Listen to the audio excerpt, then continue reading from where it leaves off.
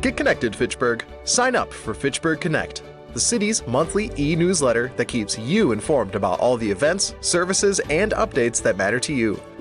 Get it in your inbox once a month. Sign up today to get Fitchburg Connect.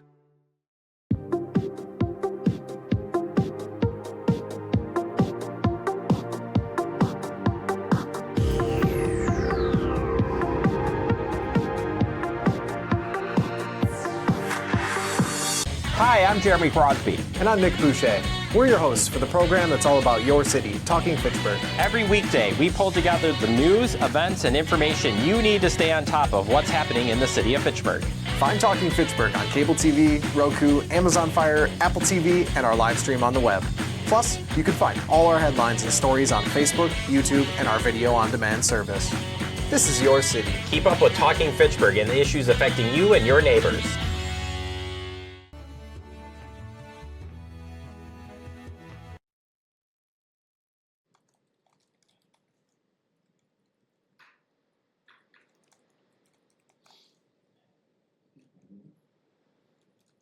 Ready to go? Ready to go.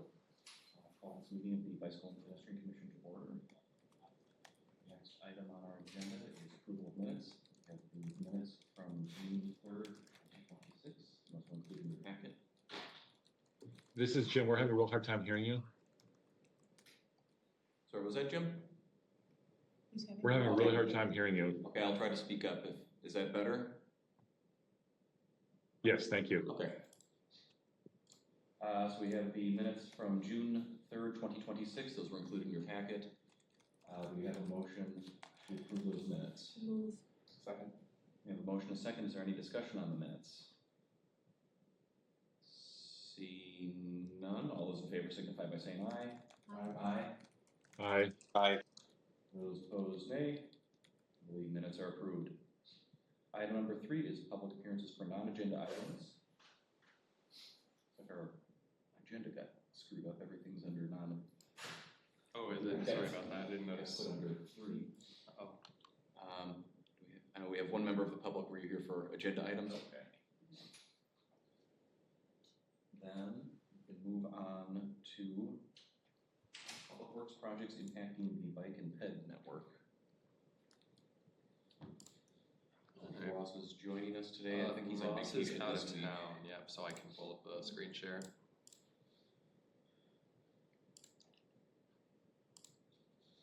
It's just one big item for this month from Ross. Excuse me.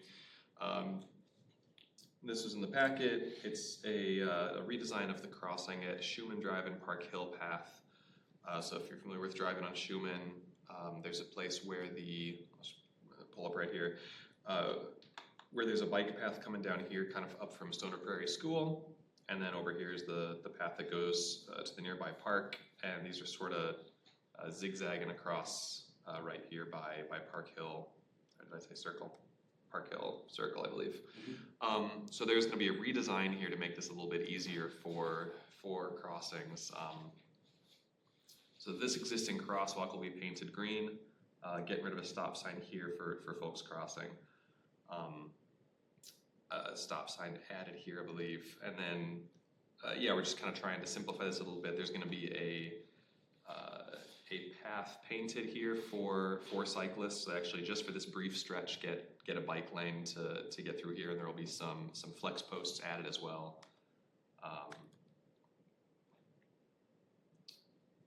So right now, there wasn't anything more aggressive than that needed in the short term. Low traffic speed, relatively low volume. So just getting some painting post was seen as a sufficient option for the time being. So yeah, the rationale for this is down here, that there's kind of some confusion with the two different crossings, and drivers tend not to stop right now. So you get bikes coming across the road at this crossing where there is a stop sign, but kind of not really a lot of, sorry, the stop sign is here right now, not a lot of attention played to it. So this is kind of the short term. This will be done in the next 4 to 6 weeks, I believe. It's a relatively affordable, fits within our current budget, we can get it done quickly. Over the midterm and long term, there are some other possibilities. So in over 3 years or so, getting a grade separated path rather than just the paint and post. That's a little bit higher cost and would take a little more planning to get into our construction cycle, but that's looked at as kind of a 3 year or so option, and then down the road, if there's a change to ordinances, then adding sidewalks for pedestrians, of course, is always an option in any place where that's seen as necessary and feasible. But this is the big thing right now. It's a nice, easy, quick build project, and it'll resolve a little bit of confusion and potential safety issues there. So that's coming up September, I think. I love the quick build idea. Can you back up to the part where we remove a stop sign? What happened there? Are we removing a stop sign because cars don't stop at the stop sign? Is it? Let me try to remember this. Right now it's there. Yeah. So the stop sign is being moved to this intersection. So what's gonna happen is we're gonna have bikes coming down instead of crossing here, have bikes come down and ideally take this path across Okay, and then would cross Go to the here. next page, Phil. Yeah, it's. with the picture Next with one the down. There you green. go. Okay, so the green, it will be painted green, so Will be. people coming down that hill will still have the ability to cross, We'll still like have the- if they're gonna head the other Right, direction. and it gives more visibility to that Yeah. crossing. Okay, so that's not where cars aren't stopping. The cars aren't stopping up at the entrance to the park. That's my understanding. I didn't get a chance to really talk about this in depth with Ross before he went out of town.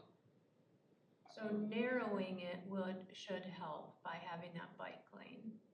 That should, It should just simplify, kind of have more people crossing at one location. But yeah, that's the goal, the idea. I know there were a couple questions that Josh, you sent over, and unfortunately, again, because Ross is out of town, I was able to direct those to him. But Josh did ask about if we have a cost per temporary flex post, and I haven't seen that. We just got the whole $500 cost for this whole thing right now. So if we get a flex post knocked down, I don't know what the cost is to replace that. And then the question about yield to pedestrian signs, like in the middle of a crosswalk. Josh sent an example of that. Don't have any answers on that. I can again circle back with Ross on that, and then follow up when I get an answer there on cost of those yield to pedestrians. So kind of the ones that it's sort of like a flex post, but it's in the middle of a crosswalk, middle of the road. okay. I would also be curious if those can be bolted. The one that I had, or like that exists in my neighborhood, is one that can be like moved in and out. But I think it would be, like I've definitely seen them in other communities where they exist there permanently. Now this one was knocked over, so that's why I'm asking about how much does it cost to fix these? How do people let us know that they need to be fixed? But So this was the example of what Josh had sent. This is the Brassica and Mizuno one. Is that right? Yep, that's Brassica and Mizuno. So, and like that one, you can see like someone is moving it. It's not a cross guard because we found out there's no crossing guard for that school. But yeah, I saw that on the ground and I was like, okay. Can you go back to the picture, actually? The picture of that, The one that Josh sent? the future diagram of that. Sure, yeah.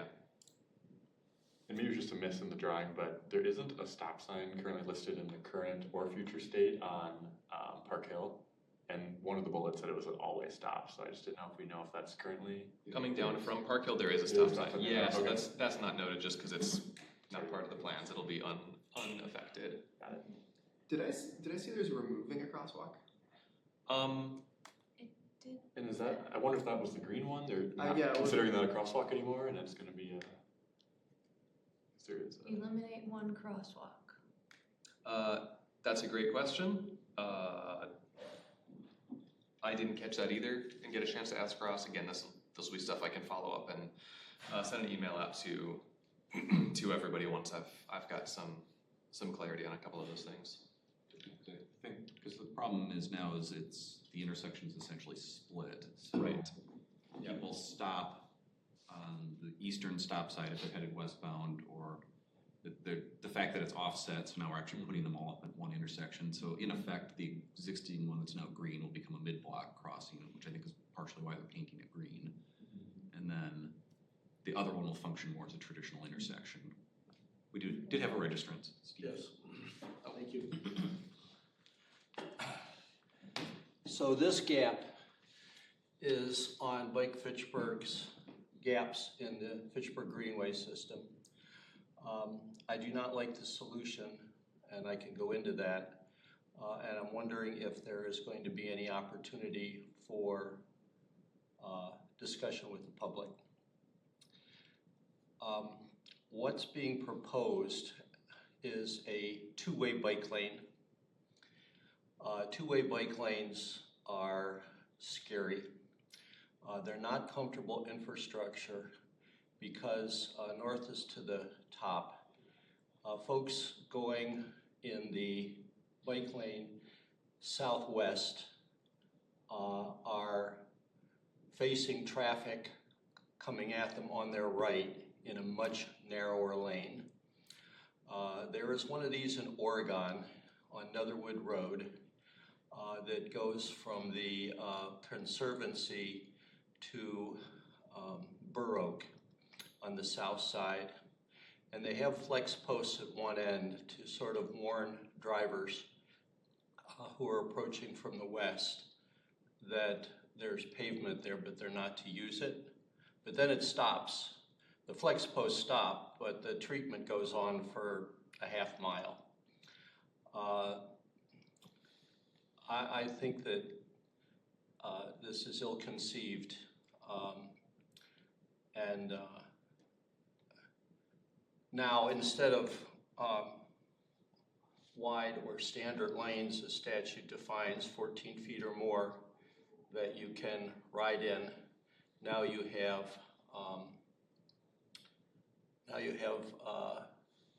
substandard lanes that cannot be shared between a car and a bicycle, like you do on the rest of Schumann. So if I'm going left or southwest on Schumann on my bike, now I'm where the motor vehicle is in the upper right. At that point, I have to control the lane uphill. And this is a frequent bicycle route out of McKee Farms Park to the Badger. I have to take the lane, take a narrow lane, and I've already mentioned why the two-way bike lane is scary. So what I'd like to see is both crosswalks.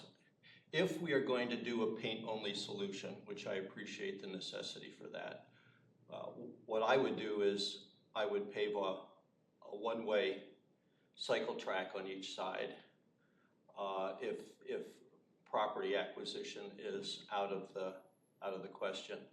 But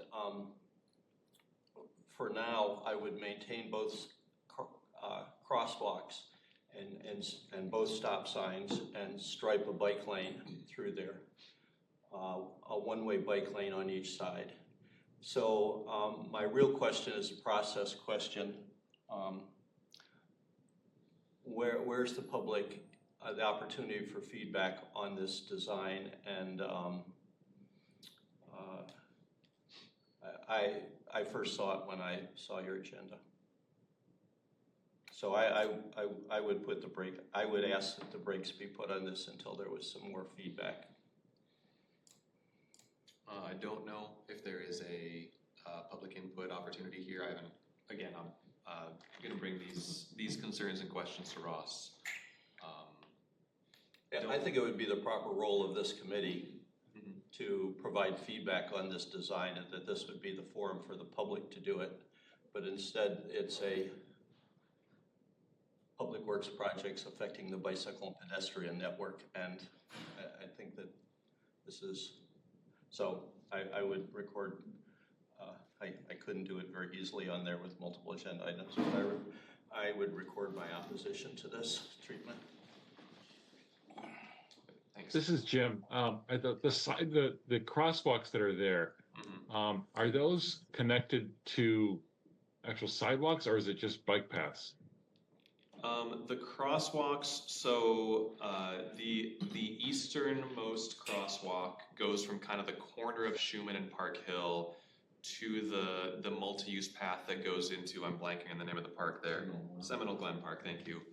So that connects to the Seminole Glen path, and then there's a gap where it's just the curb and street, and about 150 feet to the southwest, there's another crosswalk that dead ends at a curb, but it goes to a multi-use path that goes up towards Stoner Prairie Park.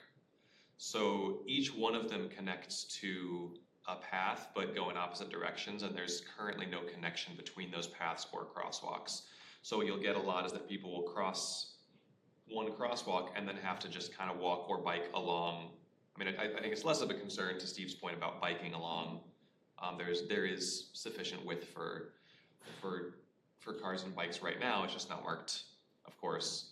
But then if you were walking between the two, you're just walking along the curb for that 150 feet to get from one path to another. But that's the current state of things. Walking along a curb is not ideal, but But you've got to do it for the entire length of Schumann. Yeah. Right. Yep. And this is more a treatment for bikes. It's a two-way bike lane added there with the flex post. It's not a sidewalk addition. I guess one other note, the path leading through Seminole Glen ends basically at Seminole Pool. So I think that's a significant amount of the traffic in the summer is to and from the pool. To and from the pool. And so it's a lot of kids, it's a lot of families with kids traveling. We're kind of parking along the street and then walk to that path. Or frankly, it's Or just through people, the neighborhood. people coming from the neighborhoods all funneling down through this one point. Yeah.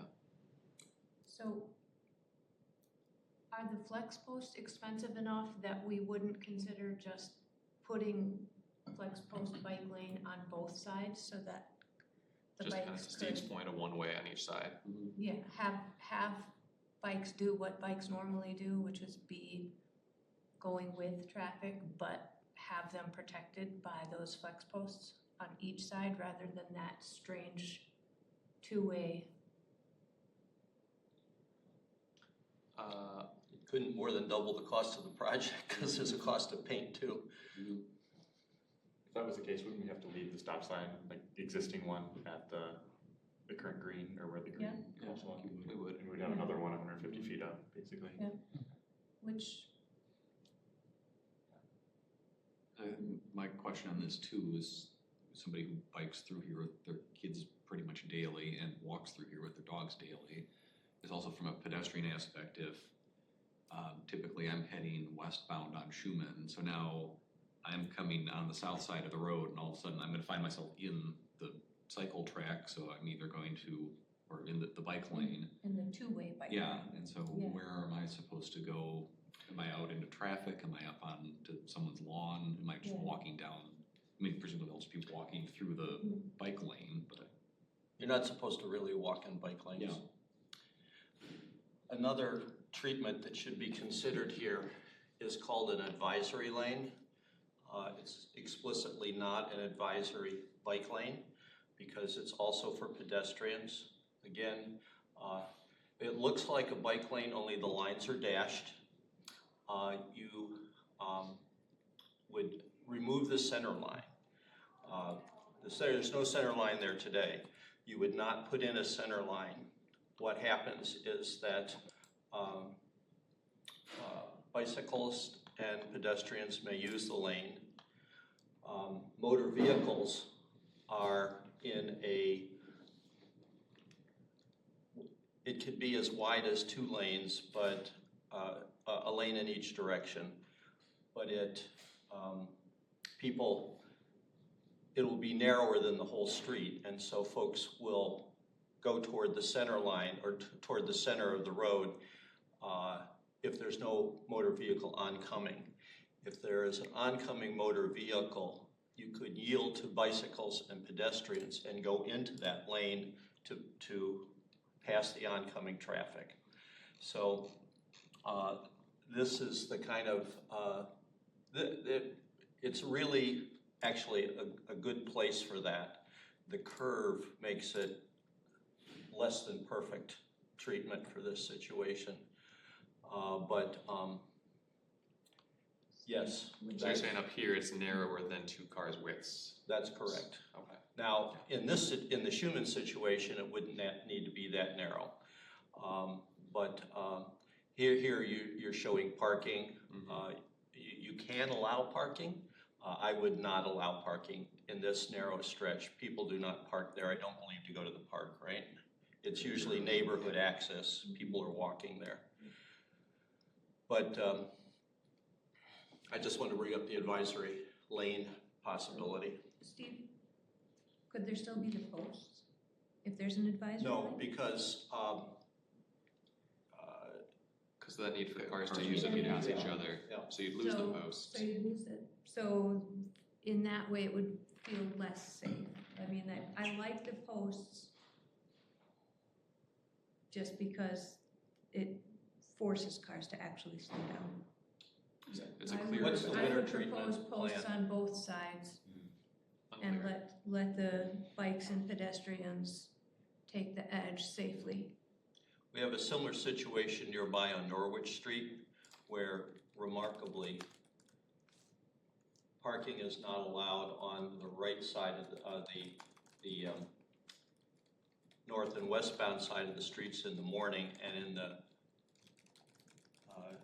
east and southbound sides of the streets in the afternoon between Osmondson and that might be Tudor, because it's envisioned that kids are walking to the school out of that neighborhood. I've always complained that we've got the kids walking with their backs to the traffic, and that the parking restriction should be reversed. But again, you see this in Monona around the Winnequa Park.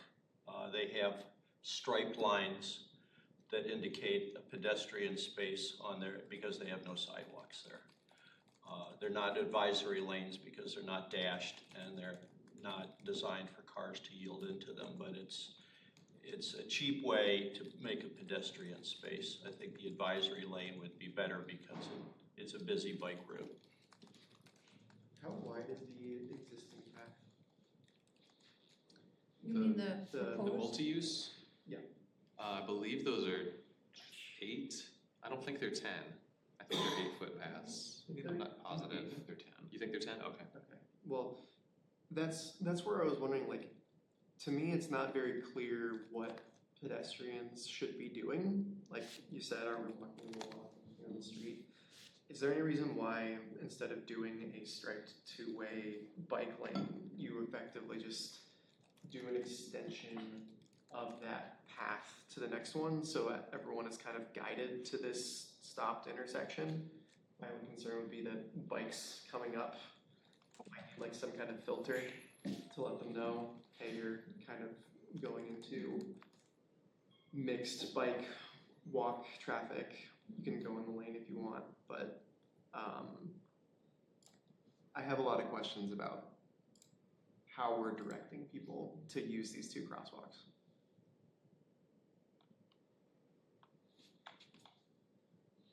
But like you said, I think the flex posts are a good idea. Is the plan to remove the left crosswalk? I don't Unclear. believe so. I think it's to. Yeah, that's one I did. It was Did to not. remove the stop sign before that crosswalk, but not to remove the crosswalk. Right, so the crosswalk that connects to the path going to Seminole Glen Park would have now just a stop sign both directions at that crosswalk.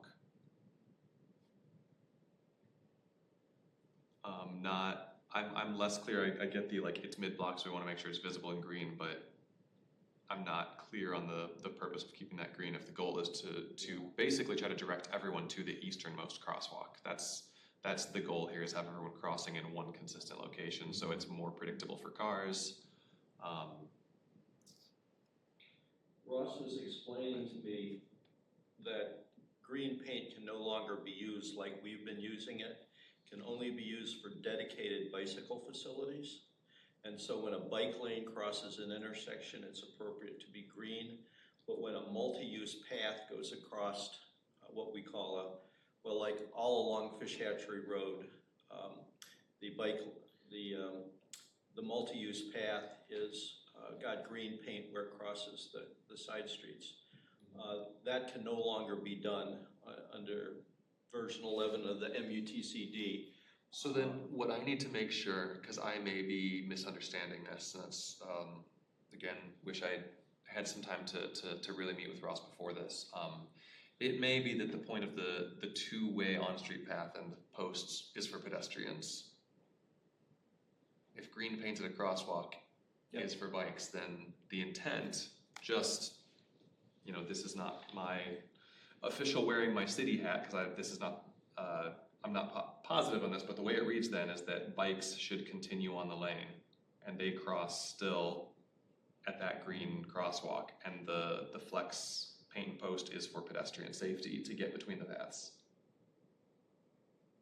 So if you're going from the school to the park, the bike would cross halfway across, turn right before the center line, continue in the motor vehicle lane For 100-ish feet.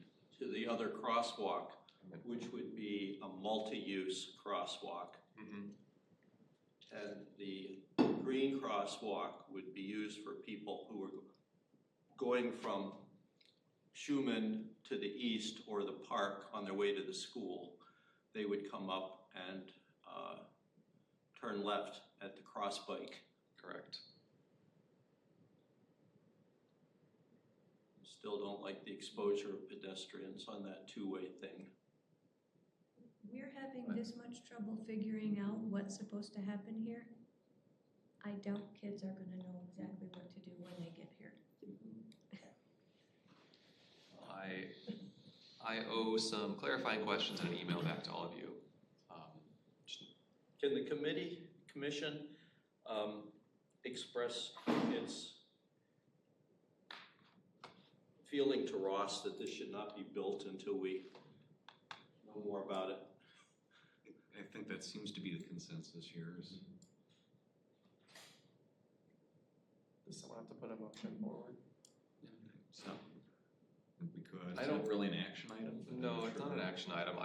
I will follow back with Ross as soon as I'm able, once he's back in town. Ross, if you're watching this, apologies if you made this more clear to me and I missed that. I guess one broader comment that I want to make is I do appreciate the effort of doing a quick build, Yeah. because I was on council ages ago, like Public Works did do quick builds like this, and some of the treatments that are now permanent, like some of the traffic calming pieces in like the Jamestown neighborhood were all done as quick builds originally. And so at one point in time, Public Works was very open to putting up bollards and paints and trying things, and then at some point that seems to have fallen off. So I appreciate the effort of at least going out and attempting this, even if we don't entirely agree with the solution. I'm just glad to see them moving back in that direction. Yeah, I love the idea of quick builds, and especially the posts to protect vulnerable road users.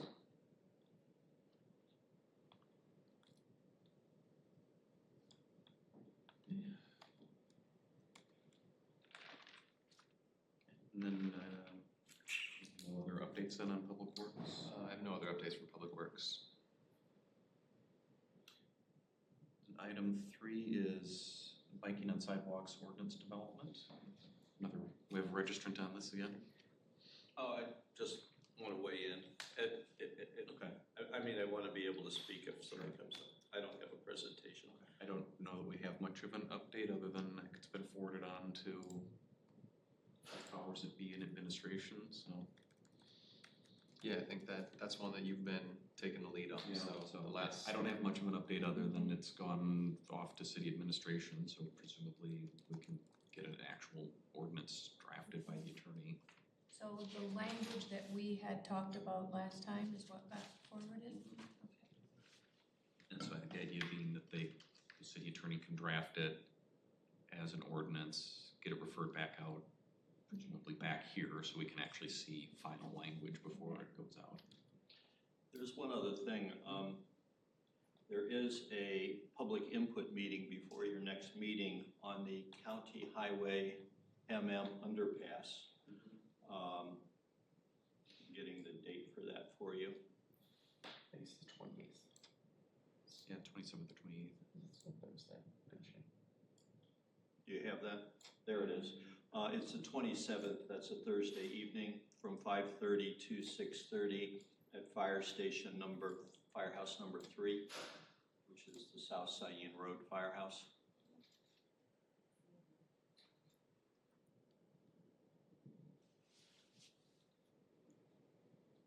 So really no other update on the sidewalk piece other than it hopefully will be getting drafted.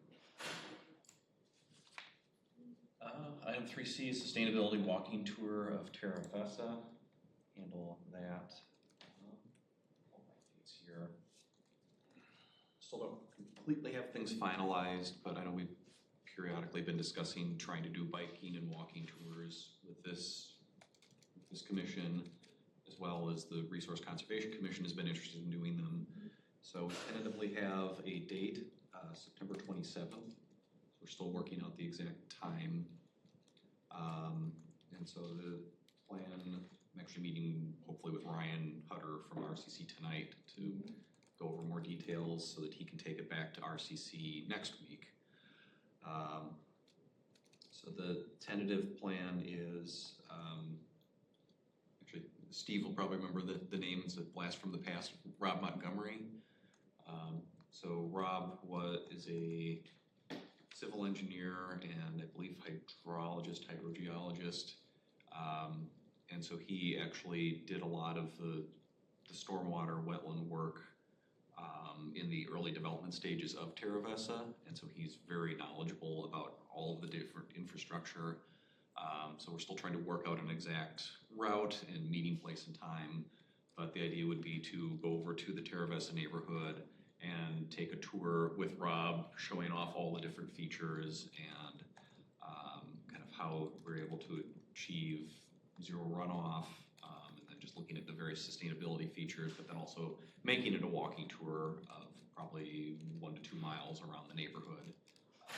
Potentially just kind of showing off the neighborhood, but then also really showing off the sustainable features and just get people out walking. We should be. And what was the potential date of that? September 27th. It's a Sunday? Yes. We should make sure that we have that publicized through the SESTA. Yep.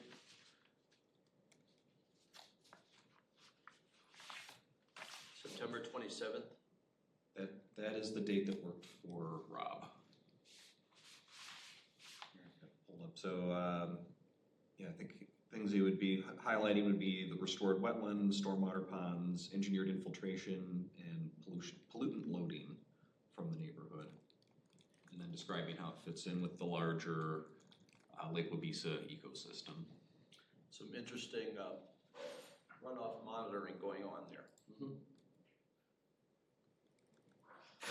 Hopefully I'll have more information by our next meeting, and certainly trying to finalize a lot of this tonight, and we'll keep everyone in the loop on it. And then still trying to set up additional tours beyond that. I know Kelly, you and I, and Bill and Ryan have all met to try to brainstorm ideas. So we'd initially looked at doing a tour of Dunn's Marsh. The speaker who we'd arranged for that wasn't actually interested in doing a tour of Dunn's Marsh. He instead was interested in, so this is Ken Bradbury, who's the former state geologist, which is actually an official position. And so he's much more familiar with kind of the Nevin area of Fitchburg and had actually done studies in there. And so now we're trying to arrange with the DNR to see if we can get access to that property, because he's actually done a lot of groundwater studies and modeling of that particular part of the Nine Springs E-Way, and would actually be able to speak to that. We just need DNR's permission to go back on their property. So That would Use be the new boardwalk. we could use the new boardwalk on that. That would be best in the winter, right? So that you can actually walk back there? Potentially, yeah. So I'm still trying to, there's a lot of back and forth with Ken on the Dunn's Marsh idea that eventually became, let's do one at Nevin. And then he actually said he might be interested in doing a second one. He apparently had done some studies for the city of Fitchburg, specifically on some like the wellhead protection ordinances. And he'd done a fair amount of groundwater monitoring around the wells themselves. And so that was another idea, is maybe doing either a walking or biking tour of Fitchburg wells, and he could kind of describe what the hydrogeology is in those areas. And the last one I'm still hoping we can pull together would be one on glacial Fitchburg, which I think will probably have to be a talk at the library. Somebody who is from the UW who is an expert in glacial topography, who can go through and describe all the different features like drumlins and moraines, and sort of in more of a classroom setting describe that, and then actually go out and take a tour and go, you know, for example, down Mushler and say, well, see that little conical hill? That's actually a drumlin over there. And we can actually like point out the features after having described them in more of a classroom setting. That would probably not be till next spring, but I'm trying to get that arranged. So like the hope is if we can to maybe do like quarterly walking or biking tours, just to be both informative. And I think partially why RCC is interested in just getting sustainability, get their sustainability message out. I think we're interested in getting more people walking and biking. So we figure we might as well try to pair them and potentially have more people willing to participate in a walking or biking event if there's some educational component to it. Any questions on that? Or if you have any ideas, we've got a Google Doc where we're just dropping all the brainstormed ideas into. So I'll always be glad to take ideas to drop in there. This is Jim. I wonder if it would make sense to do any type of walking tour around the new mural installation in McKee Farms Park.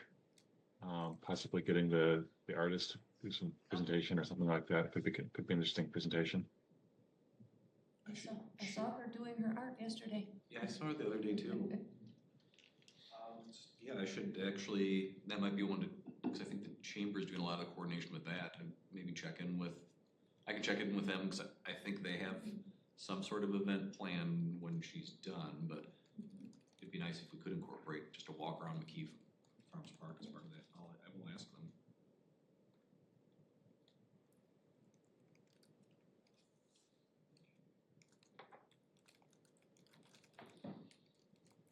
Okay, nothing else on that. Next item is the B-cycle update. At this point, we don't have much of an update other than our contact is no longer there. Yeah, so when changed names. we started doing B-Cycle, it was under the umbrella of Trek Bikes, and Helen Bradley was the regional manager for the whole Madison area system. They were acquired, what, a year and a half ago now by Bicycle Transit Solutions. So Trek kind of was pulling more into just equipment sales rather than doing this B-Cycle programming. When BTS made that acquisition, Helen moved into a development role for them for the region, and they brought in a new manager for this system, Chris Nielsen, who's coming, I think, out of a nonprofit space. So we've worked with Chris for the past year or so. She is no longer with BTS. So Brian Conger, is that right? Brian Conger, who's kind of been, was one step above Chris, has been sort of overseeing the whole region. He's, for the time being, filling in as the regional manager for B-Cycle. We do still have Michael Krieger, who is sort of their tech lead, so he does all the work with installs and uninstalls, balancing bikes around and all that work. We still have Michael's a contact, as well as Brian, who we have chatted with before. He was in conversations when we were getting into discussing some of the higher level administrative things and contract decisions.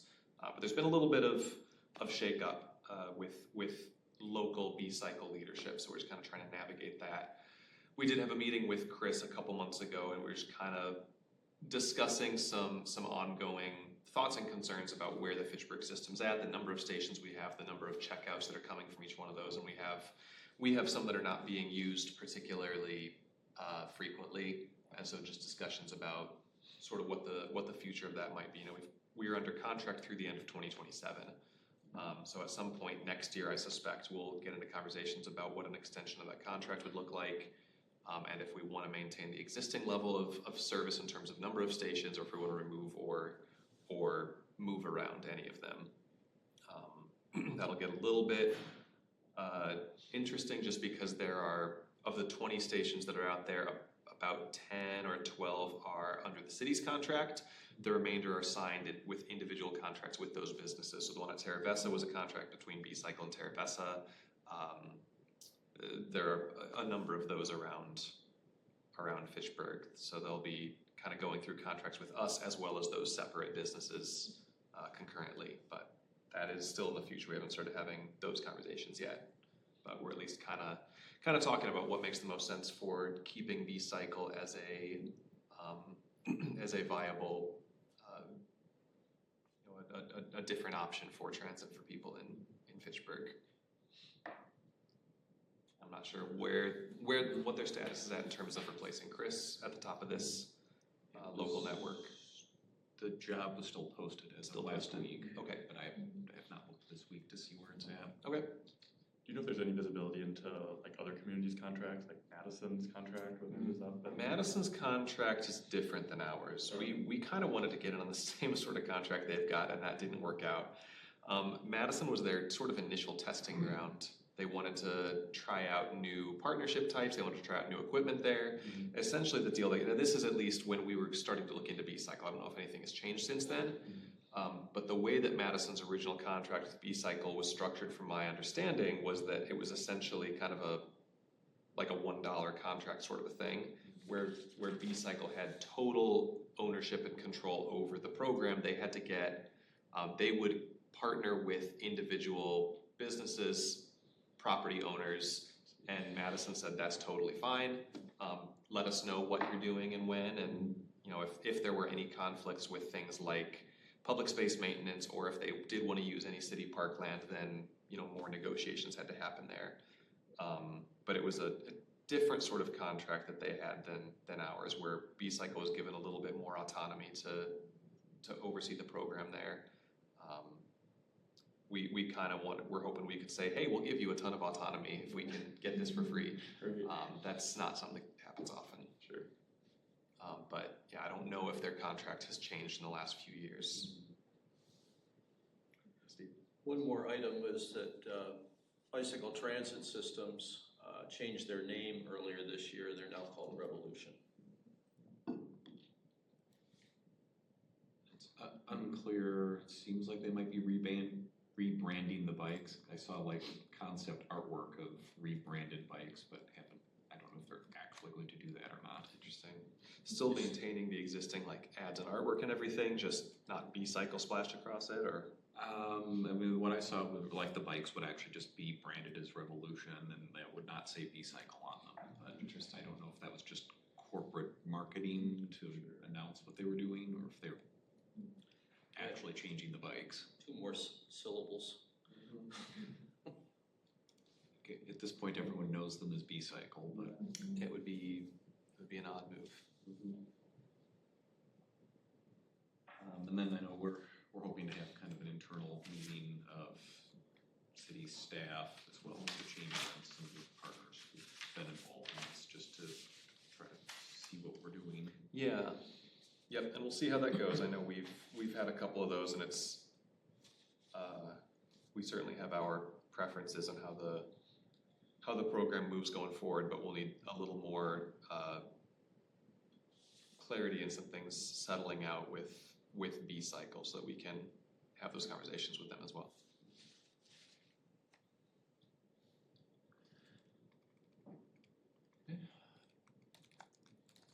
Anything further on B-Cycle? We don't have anything under item 4. So item 5 is report from the department. First is the council update. Joe, if you had anything? I do not have any updates. 5B is the staff update. Not a lot here. Maybe the biggest notable thing just popped up yesterday. It's more Madison than Fitchburg, but probably something a lot of people participate in. The annual Ride the Drive has been canceled.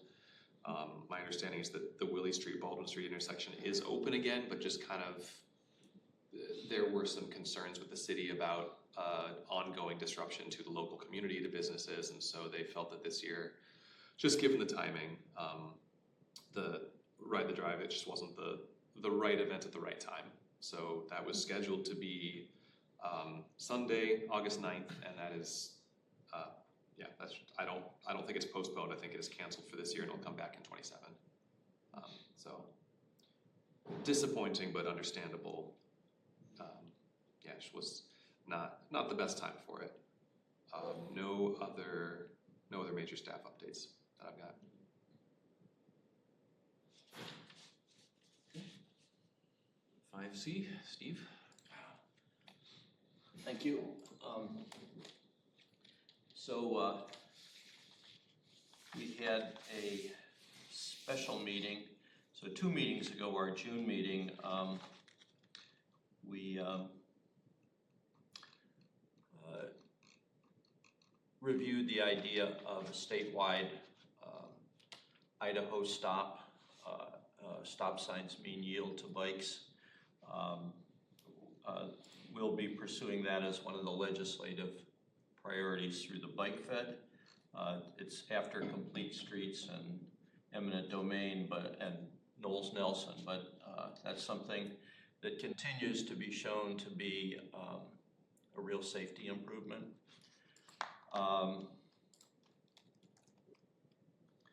We talked about the B-Cycle partnership and the CIP.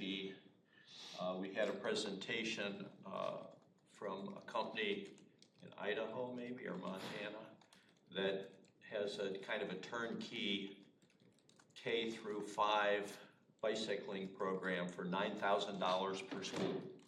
And it includes bikes, fly to Montana, get your PE instructor trained, and the kids learn to ride when they're in kindergarten in the gym, and it continues through the curriculum, just like for safety, just like learning to swim. So that South Dakota. What? Is South Dakota? Okay, thank you. They were here at our last meeting. Oh, we were reporting, all right, yes, thank you, all right. Well, I should not go that far back. Cycling Without Age is now an independent nonprofit, and we bought a trailer, so you'll see that parked behind Fire Station number 1. It's got the tri-shot in it out of my garage. Also, the Kyle Steger Greenway is now an independent nonprofit, and that has progressed. If you ride down the Cap City Trail between the Longford Terrace underpass and the Cap City Cannonball Connector, you will see that the prairie's coming in, the paths have been mowed. The next thing that happens is the concrete pads for the bike furniture and the benches will be going in. We had a special meeting in the village of Oregon. And if you could get those files that I sent you, Phil, up for those who are not with us in person. Best practices for bicycle and pedestrian commissions are that you need an official city committee, which is this body for Fitchburg, and you need an outside advocacy group, which is Bike Fitchburg. But there are no such bodies in Oregon, the village, and we had a meeting at the Bodie Howe coffee shop, which building contains the Oregon Bicycle Company, which is a Trek dealer. And we had 40 people there to talk about 2 projects that Bike Fitchburg wants Fitchburg to pursue jointly with the Village of Oregon. So we're trying to get an advocacy organization going down there. this is about those two projects. This one is the Rotary Trail extension to basically connect the end of the existing Rotary Trail to Purcell Road. You can see it in orange there. It would require eminent domain to deal with a unwilling seller, and therefore is on hold until the statutes change, which we hope will be in January. Our state senator is eager to put forward something because we also need it for our roundabout at the Lacey-Fitcherona Road intersection. So that group is very pumped up to work on this project. And as you can see here, it's in the CIP for Fitchburg. That's an important step because it means that staff can begin to plan for it. The other project is on the other side of this page, and the other image that Phil has.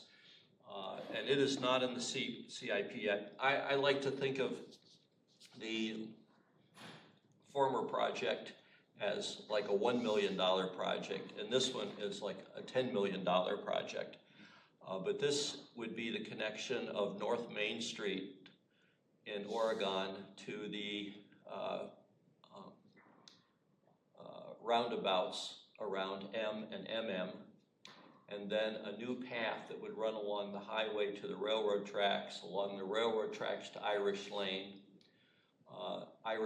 to South Cyene, and then along South Cyene to connect to the existing path at Aurora Street, which is the southern boundary of the plat of South Park. There is a separate project that is in the CIP that is to connect the Cap City Trail to Post Road in the city of Madison. You can see that at the top here. All of this is to provide a bike route and a pedestrian route between the village of Oregon and the city of Fitchburg and the Madison Bikeway system at the Park Street corridor. The last piece of this, well, the Madison would have to maybe put bike facilities along Cyene Road up to Perry Street, but then the Perry Street overpass would connect to the Park Street corridor and into the Madison Bikeway system. The BRT construction will have a multi-use path along Park Street, similar to the one we have along Fish Hatchery Road. Perry Street, reconnecting Perry Street over the Beltline has been something I've been working on since about 2008. And Madison has a federal grant for feasibility and design, but not for engineering and not for construction yet. But these projects take decades, and by getting it into the hopper, we start to get it to the point where you can apply for a federal grant or a congressional earmark to get it built. Like project of similar scale is connecting the Great Sauk Trail to the future Walking Iron Trail across the Wisconsin River. So that's being built this year. It'll be open this September or October. So it's this is the kind of thing that is long-term project. We had a great meeting. The person that seems to be heading up the southern end of this coalition is Steve Staten, who was for 12 years the village president, and he is kind of the mover that got the original Oregon Rotary Trail built as a coalition between the village and Rotary and other partners. So that's our report. Oh, there's some events coming up. Ride for Joe will happen shortly, in about an hour. Community Night Out is coming up. Want to make a pitch for volunteers? Yes, we could use your volunteerism. It's a very easy gig. We're doing a full bike rodeo, which has 8 stations We have laminated cards to tell you what you have to do at your station, which is very easy, like teach kids to scan or stop at stop signs or dodge rocks. And you will be under the supervision of 3 league cycling instructors, and that is a fun time for all. We'll have the Trishaw there for show and tell, but no rides. And Confirm the date on that. that is, August 12th. okay, thank you. So people are available on the evening of August 12th. Yep, it's set up at 4, it's 5 to 8 p.m., free food, 2 helicopters. Very, very fun evening if you've not been there. Yeah, it's really become a huge event. Almost as big as Kids Build Wisconsin. And then I guess back to the Oregon Fitchburg aspirational connections that have been identified in DNR's plans. So the DNR has sort of the long-term planning document of where they would like, it's also kind of aspirational, like where they would like to connect communities. And this was identified in one of their plans ages ago. I've had a couple of conversations with DNR staff about it, and their view has always been, well, Fitchburg and Oregon aren't interested in doing this. So we need to change the narrative. The other player is Dane County Parks. The E-way crossing will likely require a long boardwalk. Fortunately, Dane County Parks knows how to do long boardwalks. And the land between, the E-way is a very patchwork of ownership and jurisdiction, but the land just to the east of Siene Road across the E-way is Dane County parkland. So we hope to, obviously park and ride 50% grant program, and Dane County Parks under Joe Parisi and now continuing felt that they had a mandate to do low-stress bike routes between all the villages and cities and parks in Dane County, and this certainly would qualify. So That would be that orange segment of. yep, at the top there. And I guess when I say like this is part of DNR's aspirational plan, like they're not interested in connecting Oregon to Madison. They're interested in connecting Janesville to Madison. This is just one leg of that. I think their long-term plan is to connect Madison to Janesville and then Janesville to the Racine-Kenosha area. Like that's kind of what they're thinking. The Bike Fed and Rails to Trails Conservancy have a partnership going called the Route of the Badger for the 7 southeast counties of Wisconsin. There's a mapped network of 700 plus miles of trails, of which about 350 miles exist, and they've expanded that this year to include the whole state. And so they will be, they're interested in the Glacial Drumlin to Madison Bikeway connection, which is happening over the next couple of years. The Good Neighbor Trail, which will connect Madison to Mazamanie, and the Walking Iron Trail, which will connect up to the Great Sauk Trail. And the Great Sauk Trail is working on getting connected to the 400 Trail, which will take you all the way to La Crosse. And you may be aware that the Great River Trail is currently closed north of La Crosse due to a vandalized, burned railroad bridge, which makes the trail impassable. So that's on the list of the Bike Fed as a top priority project to get that rebuilt and reopened. So that's the statewide network, US Bike Route 30. Thank you. Any questions for Steve?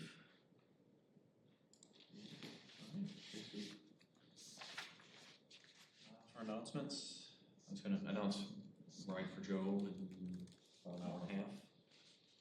If anyone wants to join us. Plans for riding out to Verona and back. Otherwise, the next meeting is September 2nd. Any other announcements?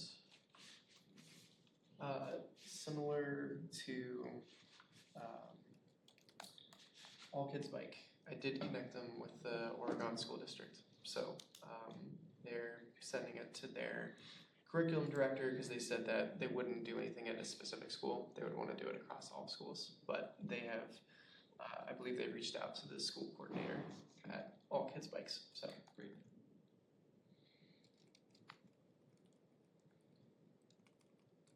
Nothing else, move on to adjournment. Motion to adjourn. Motion to second. All those in favor signify by saying aye. Aye.